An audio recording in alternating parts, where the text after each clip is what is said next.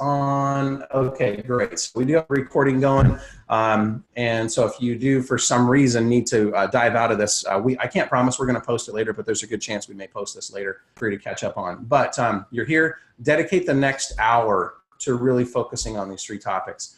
And so now I'm going to turn this over to the Director of Coaching and Training, Lisa Mellick. And Lisa is joining us from up in Bellingham, so I'll let her kind of get into all the good stuff about her and her past experience and what she does here at Jerry Jones Direct, and we'll get right into this training. So, whoops, I didn't mean to do that. I advanced the slide a little too quick. Okay, so Lisa, take it away. I'll let you. Hi. Good morning, everybody. Afternoon for some of you. So again, my name is Lisa Mellick, and I'm the Director of Coaching and Training with Jerry Jones Direct.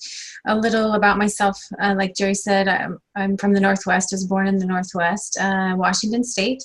I live about 5 miles from the Canadian border, and I'm lucky enough to be able to spend a good amount of time up in Canada fishing and camping. It's absolutely beautiful up there. So I've been in dentistry for over 20 years, and I love it. I think that we're all very lucky to be in this field. We get to help change people's lives, and it's such an awesome feeling. Today I wanted to discuss 3 ways to boost your revenue. I know there are a lot of ways that you can boost your revenue. When I started thinking about this and writing what I would talk about, I had pages full of information. The 3 that I decided to talk about are case presentation, same-day dentistry, and collections. Some of you may already be doing these things in your practice. If you are, that's great. It's awesome. I still hope, if you are, that you can still take away some things today and implement them into your practice. And if you're not, I recommend getting started on them as soon as possible. So back to the 3 things we'll be covering. Presenting optimal care. I know we present treatment every day, but to present optimal care for every patient. I've worked with lots of doctors, and some doctors have a hard time doing that for some reason. They start thinking about how they feel about things. They get uncomfortable. They feel like the patient is looking at them thinking, oh, I just need a new boat or to go on a vacation. And they start getting concerned about the patient's money or their insurance, instead of just talking to the patient and finding out what they want, what they would like to have done, and presenting them with the optimal care. I've seen hygienists do this too, where they don't even want to talk about a fluoride treatment if the patient doesn't have fluoride coverage. They worry about the money. They don't even want to bring it up. They don't educate them on why it's important. They just don't even bring it up at all. And it frustrates me so much, because it should be our choice. It's not fair if we make that decision for them. We should never assume. We need to remember that it's not about you, it's about them. Here's a story of a doctor. He was getting physical therapy for like a year. He'd hurt his back. He's going to the same physical therapist. He really liked it there. He's building a relationship with them. He's starting to get improvements. And then his insurance changed. And he came in one day, and the front office said, your insurance has changed, so you're going to have to find a new provider for your care. And he couldn't believe it. He's like, well, shouldn't that be my decision? What if I want to pay out of pocket? And that's what I want to do. I don't want to leave, but they automatically assumed that with his insurance that he would need to go somewhere else. He wouldn't want to pay out of pocket. So we need to let patients decide what they want to do. And I feel that one of the best ways to do that is by interviewing the patient, having a getting to know form, interviewing them, asking them questions about themselves, about their dental health goals. And we do here at Jerry Jones have a copy of that, the one that I like to use if you would like to have a copy. I also suggest, and this is something that the team members are doing, not the doctor. The doctor will get the handoff of all the information. So this saves time for the doctor so you can get back into doing the dentistry. On the getting to know patient form, there's areas for getting to know them personally. A few questions that I like to ask, of course, is how did you hear about us? How long have you lived in the area? Where are you from originally? And of course, when they're giving you answers, ask more questions from the answers that they're giving you. Really get to know them. And we need to remember to let them do 80% of the talking, us 20%, because the more they talk, the more they will like us, and the more they'll want to stay and be in have our dental practice as their dental home. I like to find out, if they have kids, what they like to do on their free time. And I try to make a connection any way that I can with them, with things they like to do or schools that the kids are in, or, find some sort of a connection. And then get into what brings you into the office today and what your dental health goals are. I like to ask them, in 1 year, how would you like your teeth to be? In 5 years, how would you like them to be? 10 years, on a scale of 1 to 10, where do you think your dental health is today? What would make it a 10? I like to find out if they can eat anything they want. Some people can't eat ice cream, or drink ice cold water. So we need to find out those things. Also, if they've ever had a tooth break. And I know I did. It was my first day on vacation. I went over to the Washington coast, and I had an onlay. It was on number 2, and it broke. And I was scared, and I'd been in dentistry at that point for probably 8 years or so, but it still scared me to have that tooth break. And so when a patient comes in with a broken tooth, I try to bring back those feelings and connect with them and go, oh my God, it was really scary. I shoved that onlay back up there and hoped it stayed until my vacation was over, Anyway, so try to connect, get on their level, show some empathy with them when they do have a tooth break. Or another thing I like to find out is if they've ever had a bad experience at a dental office. So many people have. It's just unbelievable. And I know that some people will like, oh, don't bring that up. You don't want to bring up those feelings. But I like to listen to their story, show them empathy when they tell me their story, and reassure them that those things won't happen. So we get that out of the way. I think it really helps to relax them so they can be there in the moment with you, getting to know you, and not be, white knuckling the chair, freaking out of, worried about what had happened before. Also, I really suggest using intraoral photos and letting the patient see them. I see a lot of offices that take intraoral photos, but they don't really let the patient really look at them. Maybe they're up on a monitor sitting there, but they're not going over what they see on it. And this should be something that the dental assistant or the hygienist does also before the doctor even gets in the room. And, just ask them permission. Is it okay if I show you what I see on here? And even if it's great, if it's, their teeth and gums look healthy, they've never had a cavity before, tell them how great this looks. If they do have old amalgam fillings, missing teeth, educate them on what's going on what you see and what that can happen before the doctor even gets in there, and find out how they feel about it. This saves so much time. And it also, when the doctor comes in, gives him permission to be talking about those things for the doctors that do have a hard time talking about it, bringing it up, feel uncomfortable. So you definitely use the intraoral photos, and remember that people make decisions on their feelings and their emotions. So if they're not seeing what's in their mouth, how do they know it? When was the last time that you used an intraoral camera and looked into your mouth? I know I did. I don't like it. Every time I do, I want to change something. It's like, there's some stain or something, and I don't like it. Even with a carry view, you can see things. They're such great tools. We need to be using them every day on new patients, on existing patients. We need to be showing them what they have in their mouth so they can make an educated decision for themselves, how they want their dental health to be. And remember, it's not diagnosing. The assistants are not diagnosing. They're just educating. Complete handoffs. I feel like I talk about this a lot. I hope that you're getting handoffs. I hope that they're complete, that they're consistent.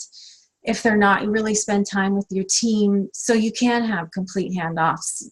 When the doctor walks into the room, I feel that the assistant should introduce the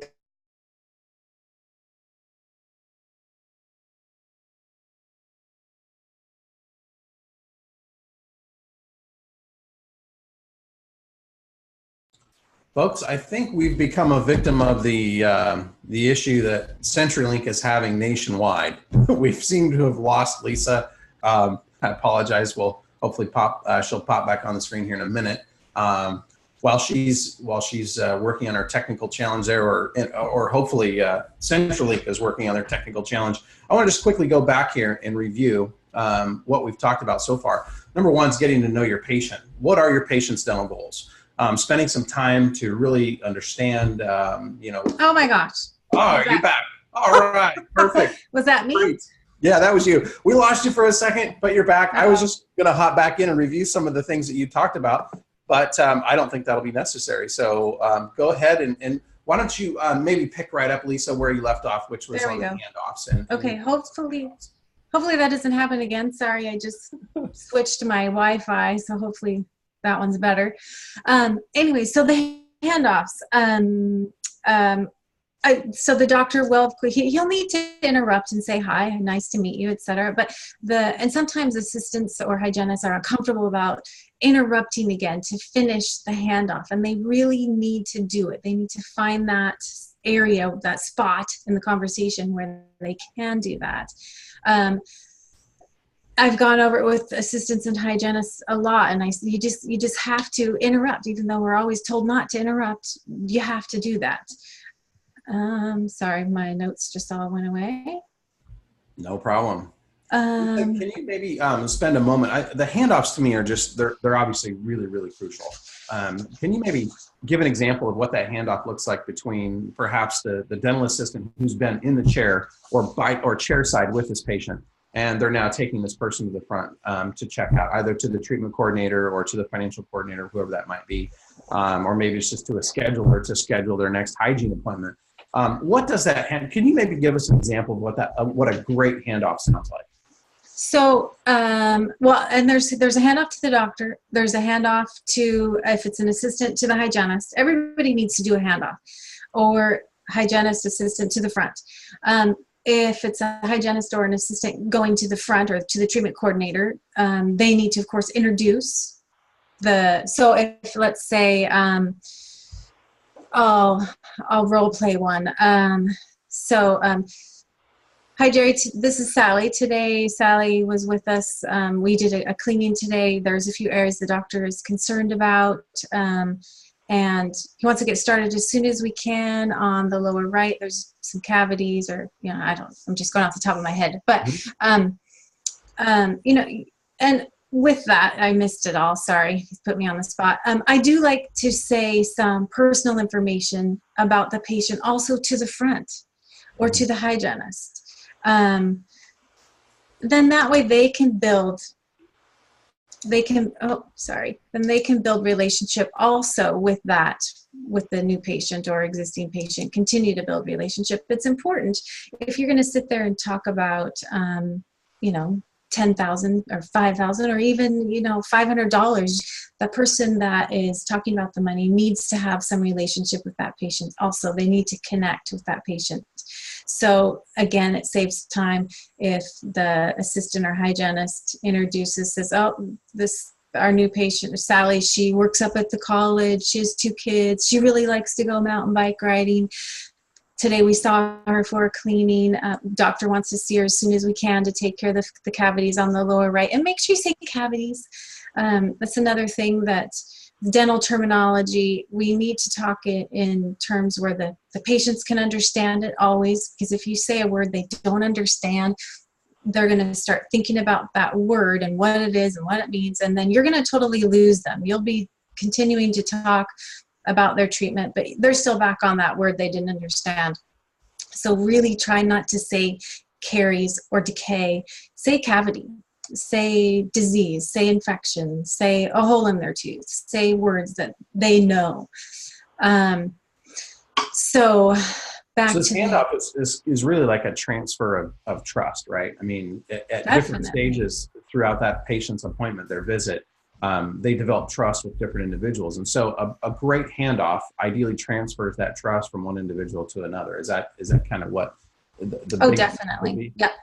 And if they hear part of their story being told, then they feel heard. They feel like, they were listened to. They also feel more trust.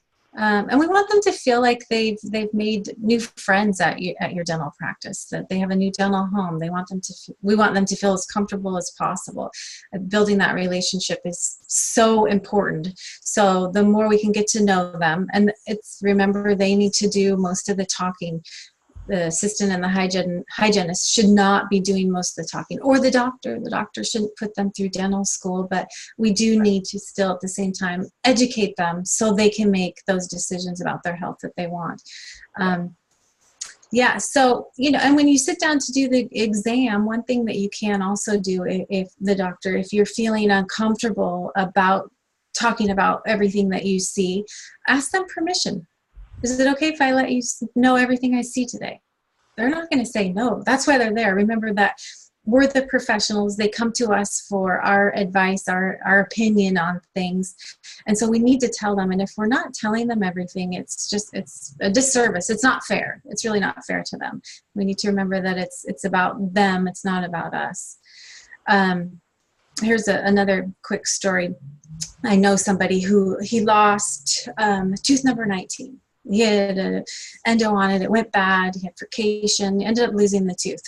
And this was probably 4 years ago. And at first, the office discussed with him, the options, implant or bridge. Well, now, this is 4 years ago. It hasn't been brought up since. He goes in every 6 months for his cleanings. They haven't discussed it. They haven't educated him about the bone loss that's happening. They haven't asked him at all if he would still like to have an implant, or if now he's leaning more towards a bridge. They haven't done anything. So even with your existing patients, not just new patients, go back through questions, show them these pictures again, let them look at their x-rays, show them the bone loss. We're not trying to scare them or pressure them, but just educate them so they can decide what they want to do for themselves, because it's really not fair, especially to, when that happens to that person I'm talking about.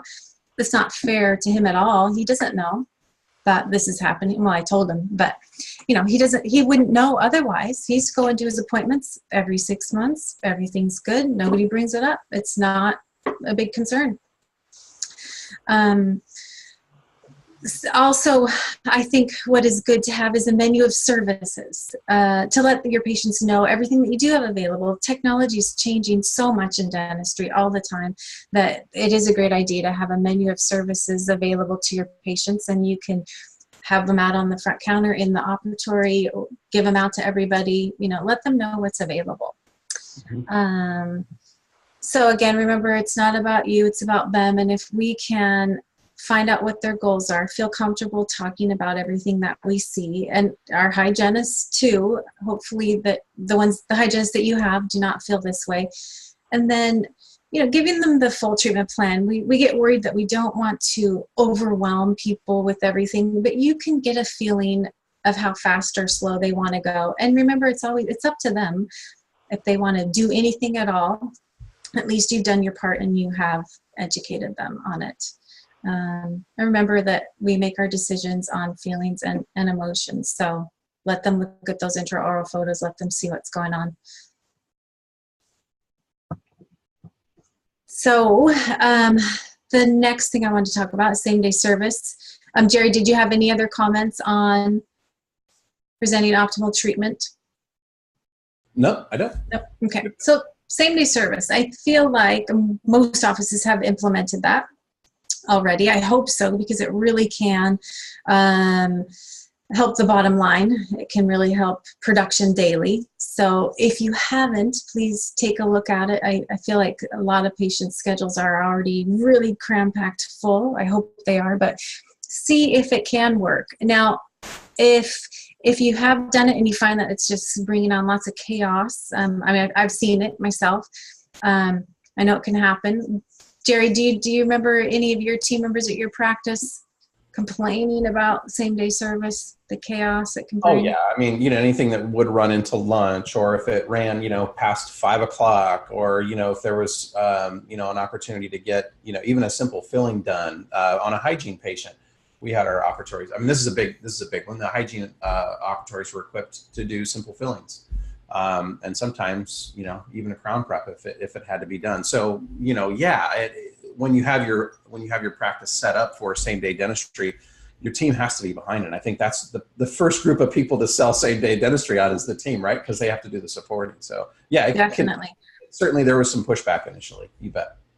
Yep, definitely. And yeah, they can get tired. If this is something that you're doing every day, you're going to hear things from them, definitely. I feel that the whole team needs to be on board. They need to be looking, they need to be enrolling, even if it's the front office. If they've been with the hygienist or an assistant and they get up to the front, there's been times where I've worked with offices and they're the ones that enroll them in the same day service. So everybody on the team needs to be looking for it. And you know, I would always say, if it works today with the schedule and with yours, would you like to get that done today while you're here? So, you know, then you can go find out if it really does work.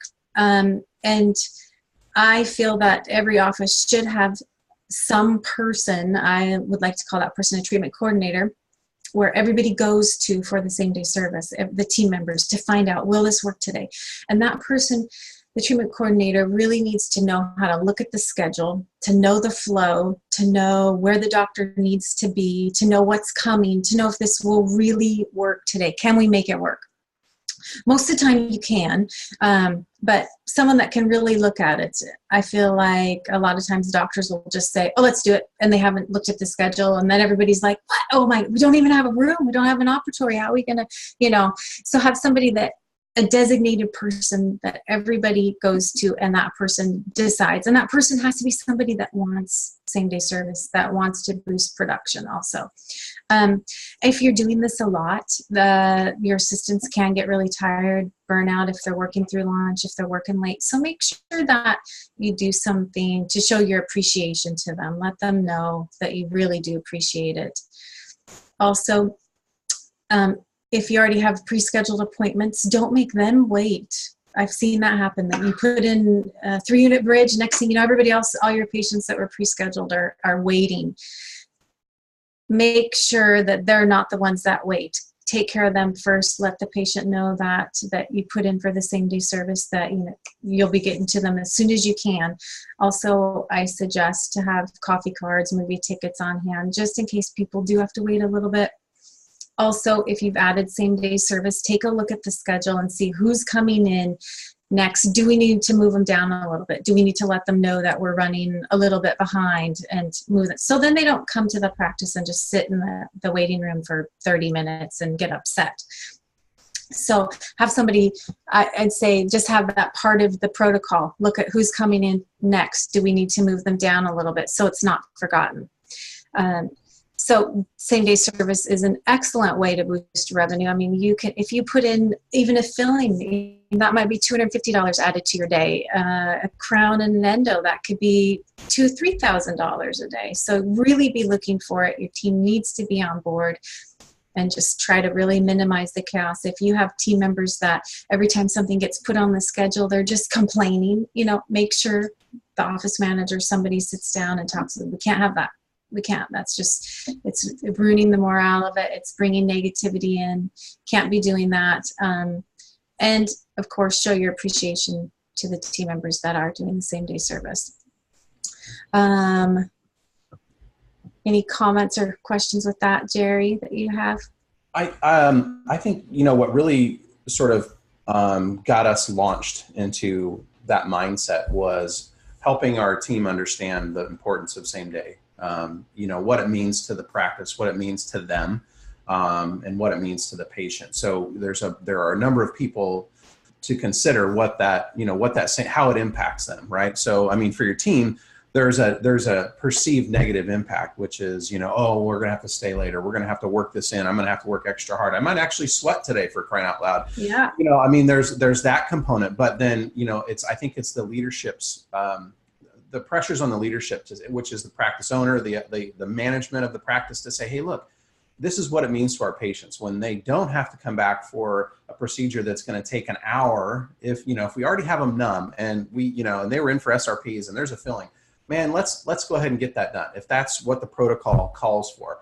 I know nothing about scheduling treatment like that in an operatory. So, I might say something that's totally wrong, but I think it's really important that every component understand the impact. So leadership understands what it means to get to work in an extra crown or an extra filling or an extra root canal, whatever that might be, how that impacts the bottom line, all the way to how it impacts the patient, the positive impacts the patient have, and taking a look and acknowledging what it means to the team and saying, hey guys, you worked in an extra $10,000 this week.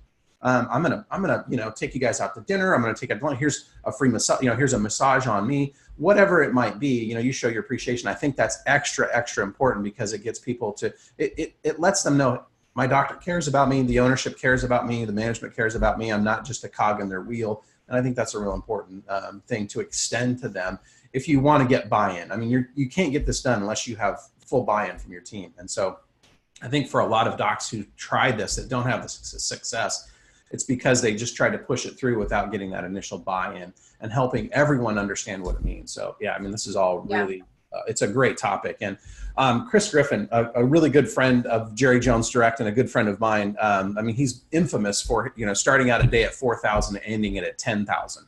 I mean, that's the kind of same day dentistry they work in there. And he counts on it every day. He's like, hey, we count on having same day dentistry. That's just what we do. We might schedule 5, we might schedule 10, but if we schedule 10, we're expecting to hit 20 by the end of the day. That's just the mentality that he and his team have. So it's I would recommend everybody do their best to integrate that into their practice. It's a huge win for you.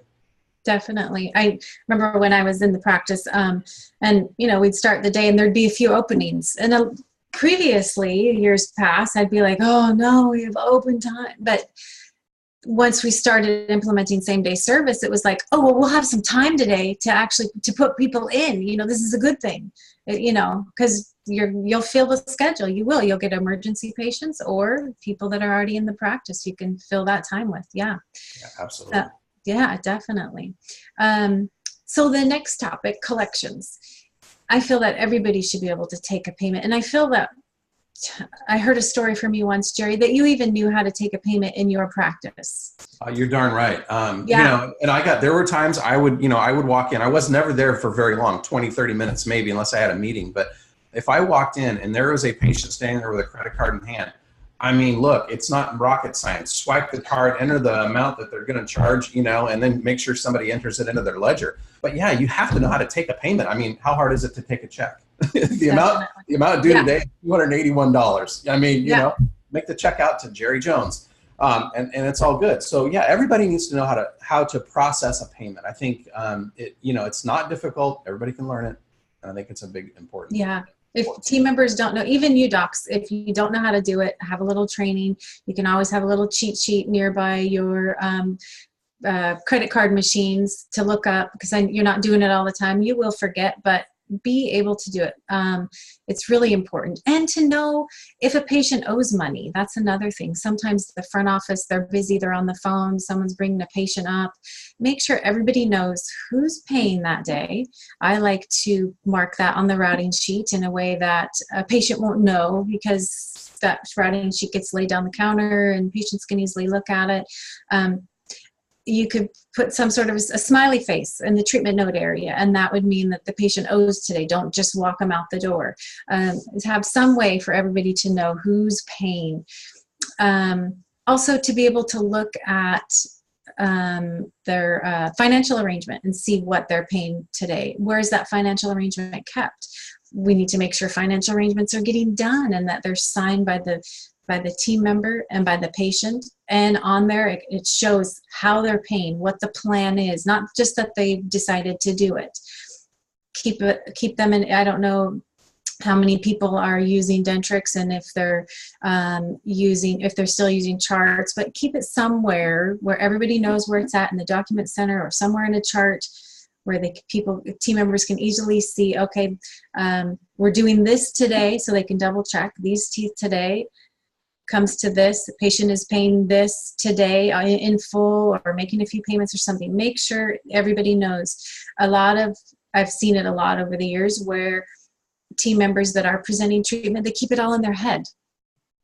I know I used to do that a long time ago too. I would keep things in my head a lot and not put it into the system that we're using.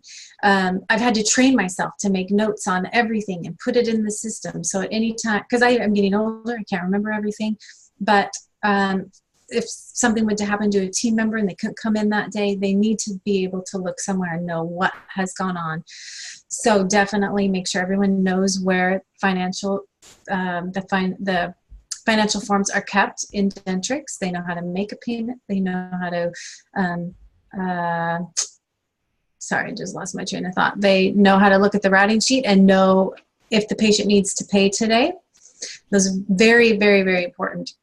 A lot of times team members they're just too busy with maybe they're in the conference room presenting treatment and somebody needs to pay $10,000 and they need to hurry and get to work, or they need to go pick up their kids. They can't wait. Make sure everybody knows how to take the payment.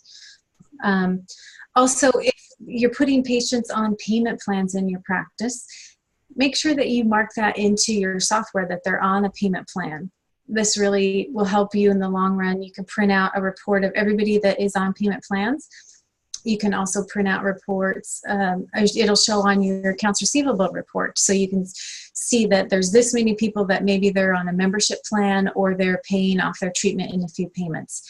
So you'll get accurate reports that way. Regarding statements, hopefully everybody's sending statements out monthly. Some practices I've seen it let it slide for a bit, and you have to send them out. You put it on the schedule if you have to. Make sure they're going out monthly. I like to take a section of the alphabet each week and send that out. It's easier to look through those statements to make sure that they're correct and that they need to go out. And then also, if you do a section at a time, you'll have money coming in each week throughout the month instead of all at once. And another big thing, because you're going to get the phone calls with questions and concerns about the statements, you won't get all those phone calls at one time. They'll be spread out through the month. So it makes things easier on the team. And it keeps the money coming in. Jerry, do you have any comments or thoughts on that? Well, we're getting more and more insurance dependent. Every practice I know, there's maybe 2 out of the hundreds that we work with that I know that are not even part of insurance. They've made that decision. So look, since most of us are insurance dependent practices, I think it makes a lot of sense. One of the practices we used, or one of the systems we used in our office was when an insurance EOB came in with a check or with an ACH, remitted. So that means the money's already in the bank, and we just get an electronic a PDF file or a mailed version of that check. We would immediately, our team was trained to immediately go into that ledger and enter that payment for the insurance. And then if there was a balance due, we don't wait 3 weeks or 4 weeks or whenever the next statement cycle is. Man, that day a statement is printed and sent out. To me, again, it's being fiscally responsible. And earlier you mentioned notes on the financial arrangements. Just as clinical notes are crucial, and in fact, they're required by law.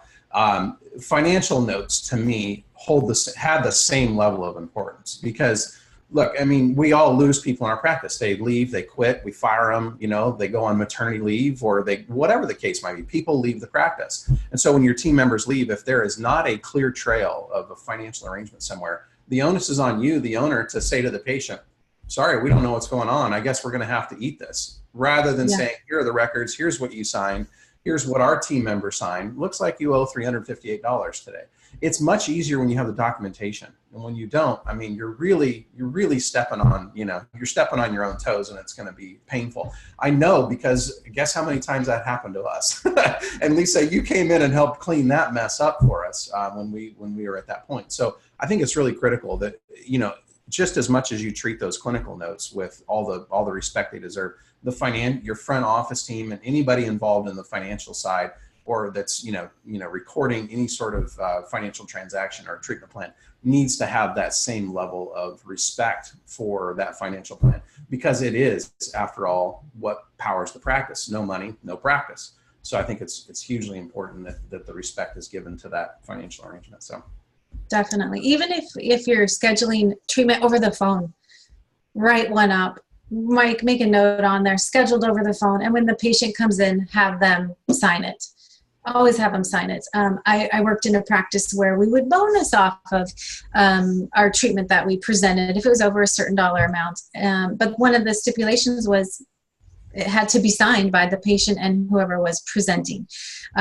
Make sure always. So of course we never missed it. Anyways, they were always signed because we wouldn't get our bonus if they weren't. But yeah, always have them sign it.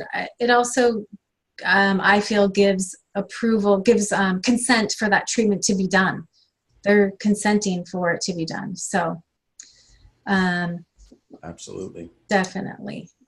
So educating your patients, the 3 key points: educating your patients, letting them decide what they want to do with their dental health. They'll decide how fast or slow or what they want to do, but let them decide.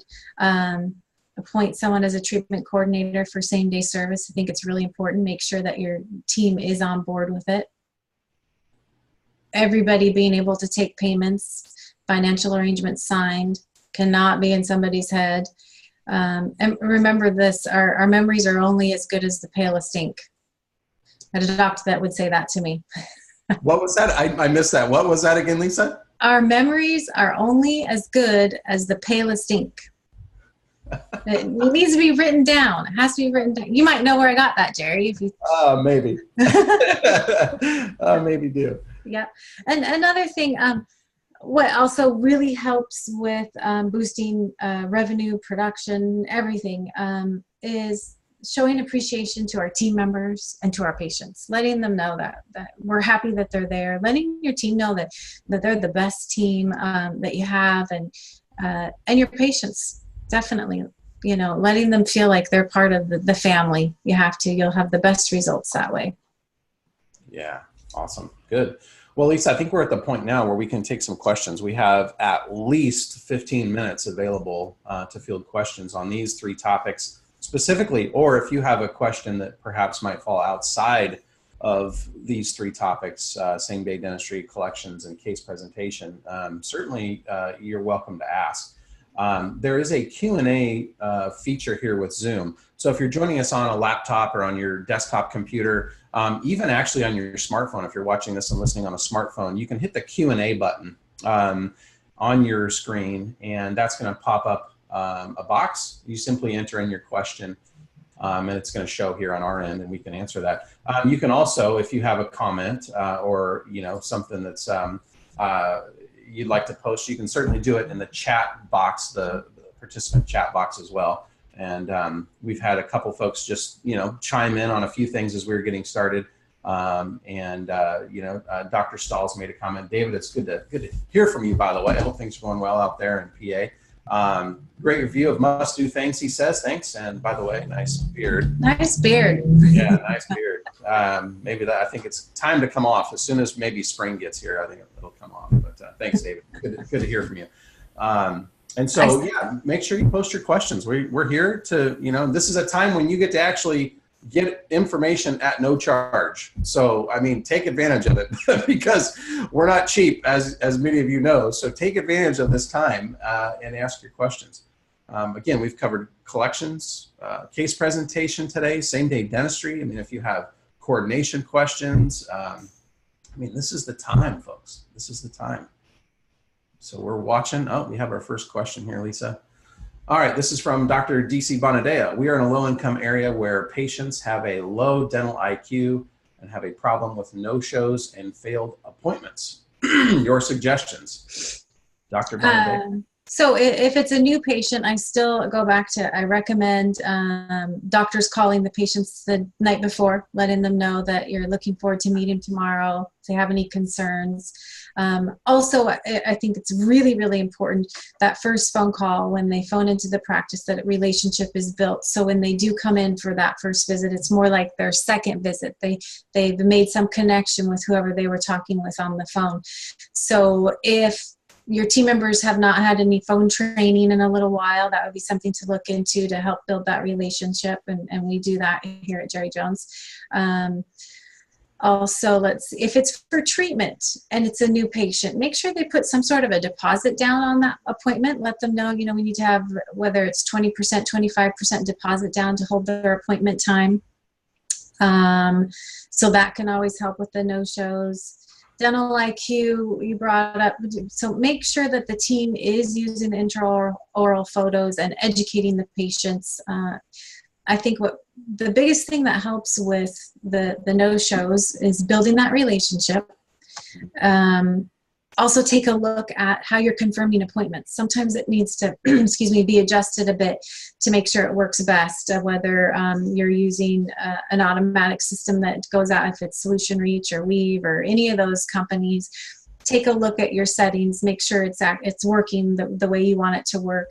Have team members start calling if you're not getting, don't wait till the day before to call. Start calling a week before if you haven't heard from them.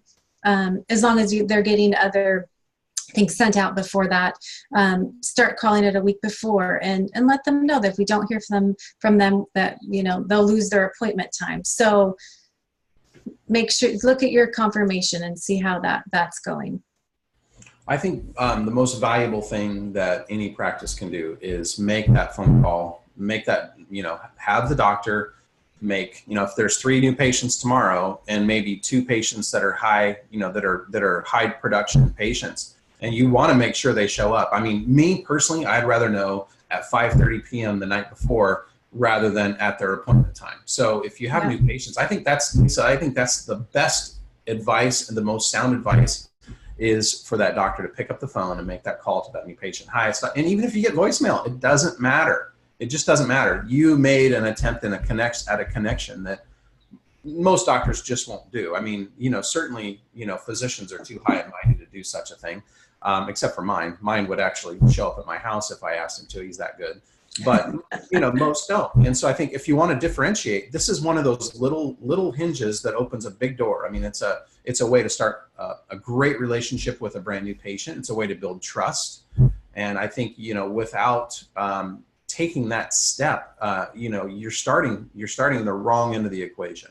And now there's no opportunity for, I mean, they're not going to reciprocate by, you know, once you make that phone call, they're certainly more likely to show up than not. So I think you improve your odds greatly by making that phone call. And if you have the high production patients, absolutely be making that phone call. Hey, Mary, looking forward to tomorrow. Man, you are going to feel and look amazing when we get that XYZ procedure done.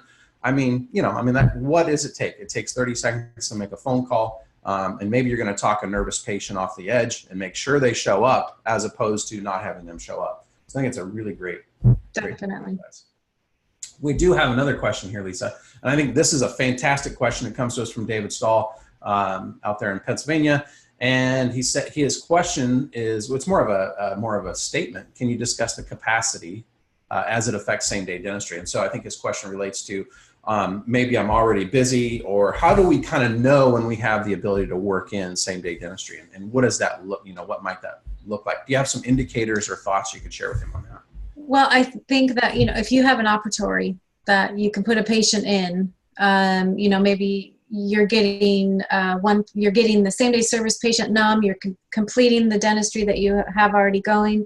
I would say if you have an operatory that's open, then that's good. You need that first off, patient to go into. If you're in the middle of doing a bunch of veneers or cosmetics, you don't want to be disturbed with the same day dentistry. Of course, you need to be focused on what you're doing. Depending on, you know, if you're doing an endo, or depending on your comfort level with that endo, should you be putting someone else in the room next door that you know you're going to have to get to soon, or should you just focus on the patient that you're with? If it's procedures that you're really comfortable with, a crown prep, you know, you can get that done quickly. A filling, you can get that done quickly. You know, look at your comfort level and how you feel about it. If you have an open operatory to put a patient into, and again, have that treatment coordinator really look at the schedule to see if it will work, if everything will flow, or if you're going to just have massive chaos and things out of control. Yeah, that's a good, very good point. I mean, you do want to maintain some semblance of chaos. You know, I always look at, you know, to me as a patient or someone that's, you know, part, you know, I don't say participant isn't the right word. You know, if I'm visiting a business, I like to see activity. I like to see things, you know, I like to see people hustling. I like to see action, you know, and when you walk into a dental practice, I think there's chaos at the high end where people are literally running around and, you know, good things are not necessarily happening. But then there's this level of controlled chaos where the level of confidence is very high. People are moving with purpose and intention, and they're getting things done. That's a difference between, the office where people are pulling their hair out and screaming and arguing, and, there's all kinds of bad things happening. Now, if I contrast, the good chaos, what I call control chaos, with an office where there's just maybe not a lot of action going on, it's very sleepy. There's one patient in the chair and there's 6 operatories, which I've been in that practice, and that does not lend for a good impression upon patients. I mean, I want to go where other people are at. I want to, I don't want to be the only person there. That's nerve wracking. And it's like, did I make the right choice? So I think, there's a good balance between, chaos and then the sleepy little town of, whatever, and the classical music playing and people are sleeping. So I think, people want to be somewhere where there is a level of activity, and it gives them confidence that they're in the right place. Yeah, it's like, I know sometimes I'll be on a trip driving, up in Canada or wherever. I'll be hungry. I'll drive by a restaurant. Oh, there's nobody there though. Let's keep going. You do want to go where there's people there. It's a good place. That's a good sign, definitely. Yeah, absolutely. The worst restaurant is the one where there's no cars in the parking lot. Yeah. Keep moving. Keep going. That's right. Exactly right. All right, folks, any other questions? We certainly have a little bit more time left here. You're welcome to post a question in the Q&A feature here in Zoom, or post one in the chat box. Either way works just fine. You do have us for a few more minutes. While you guys are formulating your questions about same-day dentistry, collections, or case presentation, or any other topic maybe that we didn't touch on today, you're certainly welcome to do that. In the meantime, looks like, in the meantime, I want to just put something up here on the screen real quick. We've had a number of folks ask about adding income stream or income and systems rather to create the ideal practice. So I direct you to, this is our shameless plug, I direct you to our website for more information about our consulting and practice management services. You can visit jerryjonesdirect.com/consulting. There online, you can sign up for a no charge, no obligation discovery session with Lisa, where she will basically just sit down with you and meet these 2 goals. The first of which is determine what's going on in your practice. What's happening inside your practice? What don't you like? What do you like? What do you want to change? And then determine if we can provide a solution, if we can be a solution for you. So whether you choose, once the consulting discovery session is over, whether you choose to do business with us or not, that's up to you. It's there's no hard sale ever. This is a discovery session, like I said, to determine what's happening in your practice, and whether you say, hey, I want to move forward, or I'd just like to know how I can solve this on my own. We'll do whatever we can to help you. We'll deliver tremendous value during this discovery session. So it's yours. It's no charge. You can sign up at jerryjonesdirect.com/consulting. All right, so we've got a couple more Q&As that have popped up. The next one's from Dr. Terry Priest up in Anchorage. Terry, I hope your winter's going well and you had a great Christmas and you got a great New Year coming up. His question is, do you find it is better to have a separate report of findings meeting or to present treatment at time of first exam appointment? And I think that is a great question. That is a very good question. Yeah. Good. Hi, Dr. Priest. Thanks for joining us today. I feel that for larger treatment plans, it could be a good idea to have them come back, sit down, and go over everything in a conference room, go over everything thoroughly. If it's just a few fillings, few crowns, things like that, or if you'll get a feeling for how well you've connected with that patient too, of how fast or how slow you should go, and use that to try to figure out, I've really connected with this patient. There's only a few things they need to get done. Then do it. And remember, if whoever's presenting the treatment, if they're feeling like this is too much, we can always get started with this tooth. We let them tell the patient that we can go as fast or slow as you would like to. But again, if it's a big case, there's lots to do. It is a good idea to bring them back in. And that also helps build more relationship with them. It gets them out of the operatory into a conference room to sit down, look at things thoroughly, ask questions, have more time with them. So, that one, I think the norm is to do it that day.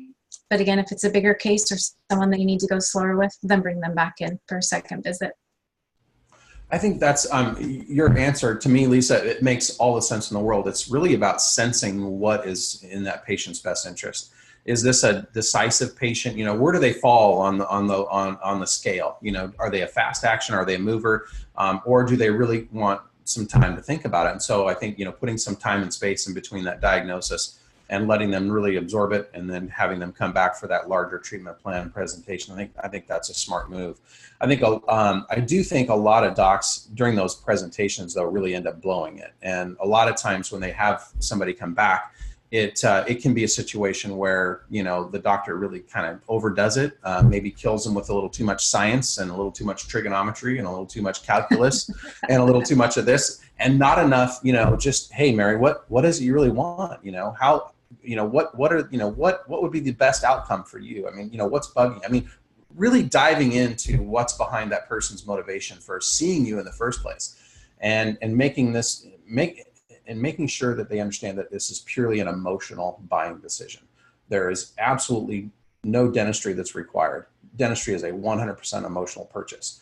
And I'll go to the, you know, I'll go down. I'd be happy to debate that with anybody, because it's just 100% emotional. We do not need dentistry. And I won't get it. I was going to launch into another thing, but I won't go there. But yeah, you know, it's an emotional purchase. And so you have to understand what drives people to make emotional decisions, and, you know, and at what pace do you need to proceed. And so I think it's a call you need to make. So great answer. Great question.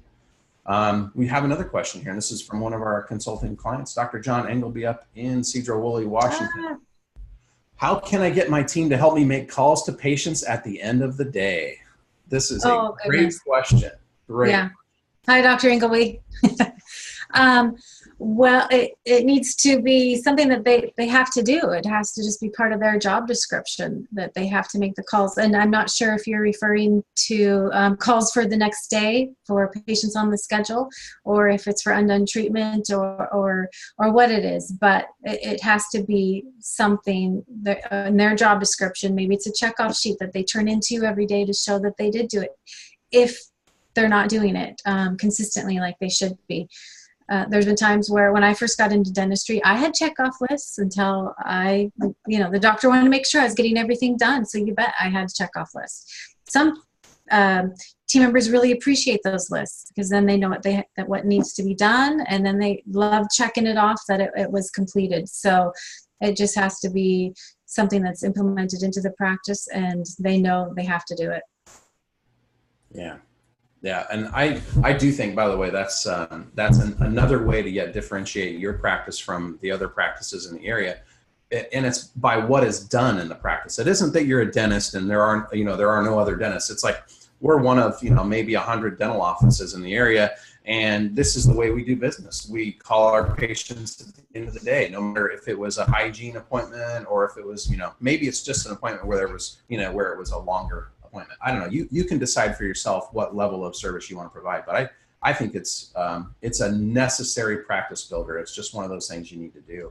And you can, like Lisa has some great suggestions, and splitting those duties up, making sure everybody knows how to do it. It's kind of like collecting payments. You want everybody to understand why we're doing it, how to do it, and to participate should the need arise. So yeah, definitely. Again, if you're interested in learning more ways to add income and systems to create your ideal practice, you can head on over to jerryjonesdirect.com/consulting, and you can sign up for a discovery session with Lisa. There's no charge, no obligation, and we just want to help you find out what's going on in your practice, and if it's if it's a good fit for us to help or not. That's all there is to it. It's pretty straightforward. Lisa, we do have another question, and from a dentist in the Detroit and Flint area. Said he's having some tough difficulties finding staff. He searched through a dental service, very poor candidates, and more often than not, he says they make an interview appointment and don't show. So any thoughts or ideas on one of the most challenging pieces of business in general, which is the people part? Definitely. And I'm hearing it more and more. It's getting harder and harder to find good team members. I think one of the things we need to look at is that we want to be the place where where we want the best employees, where they want to work at our practice because we are the best. We take the best care of the patients. We show our team members so much appreciation. We're a fun place to be. So we need to also look at what's going on in the practice. Why are people wanting to stay and work, be part of the team at the practice? Why are we having turnover? So take a look at that, because you want to be the place where everybody wants to work. What do you need to do to get there? Also, I found a few, and we can always put this up later or send it to the doctor, some other places to post for job ads. Sorry, losing my train of thought here. For job ads, there's 2 other ones that I found recently. It seems like they are working, that they are getting resumes sent in. I haven't used them myself, but I could get you the information. It's really hard. I don't know if offices are wanting to take people in with no experience and train them the way they want them to be. Just hire for attitude, train them for the rest. With our younger kids, how hard are they wanting to work? It's tough. It really is. But first, look at your practice. Be the place where everybody wants to work. Be that place. Do what, show that appreciation, be having fun, giving the best care, team members getting along, no chaos, be that place where they want to work. And hopefully your team members will stick. Look at inside the practice, the team members that you have. Do they know anybody that would fit with the practice, be a good team member? I know it's getting more and more difficult, though. It really is. I'm part of the office manager groups, and I hear it all the time that people, they say they want to take the job, and then they call the night before and say, "Oh, sorry, I'm not going to." I don't know. I mean, if people are just more lazy or what. But first, be the place where everybody wants to work, where all the patients want to go too. Be that place. Yeah, I think that's great advice. That all starts to me with the leadership. What's the leadership in the business and the practice like? Does leadership need to work or need work rather?